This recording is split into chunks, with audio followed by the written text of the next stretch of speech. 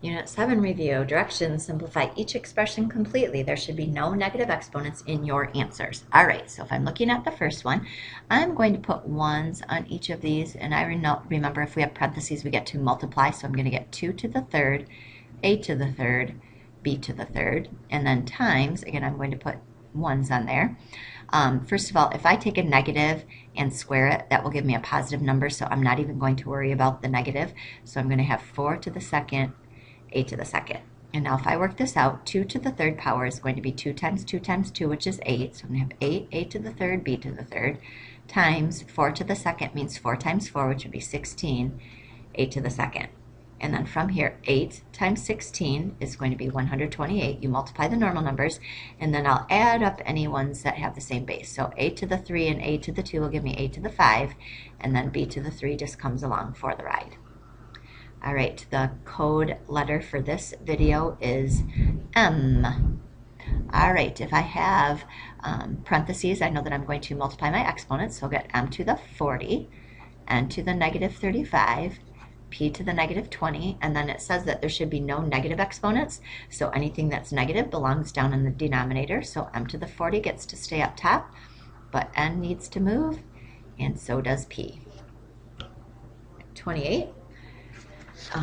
X to the 9 over x to the negative 2, y to the negative 7 over y to the 3, all to the 5th power. I'm going to work this two ways depending on which way you work it, and then you can check your answer. If you are a person that likes to do the subtracting first, that's the way I'm going to do it first. So I'm going to have x, 9 minus negative 2 will be 11. And then for my y's, negative 7 minus 3 will be negative 10. And then we'll raise it to the 5th power, which means I get to go ahead and multiply my exponents now. So I'll get x to the 55, y to the negative 50. I'm not allowed to have a negative exponent, so y gets to move. So we're going to have x to the 55 gets to stay on top. The 50 gets to move to the bottom. All right, and if I were to work it the other way, if we have parentheses, we're going to multiply. So I'm going to get x to the 45, y to the negative 35, and then x to the negative 10, y to the 15, and then from here now we'll subtract. So I'll get x 45 minus negative 10 is going to give me 55, and then y negative 35 minus 15 will give me negative 50, and then same thing, the y belongs on the bottom because it's negative. It becomes positive when you do that. So that would be my answer on that one. All right, 29, I'm quite famous for not drawing in the equation, so I'm going to go ahead and do this right now. This is up 4 spaces, and we'll make it look like that. So if you don't have that drawn in, please go ahead and do so. Now we need to decide which one it is. It is exponential. I'm going to go ahead and cross off D because D is a linear problem, so automatically it can't be that.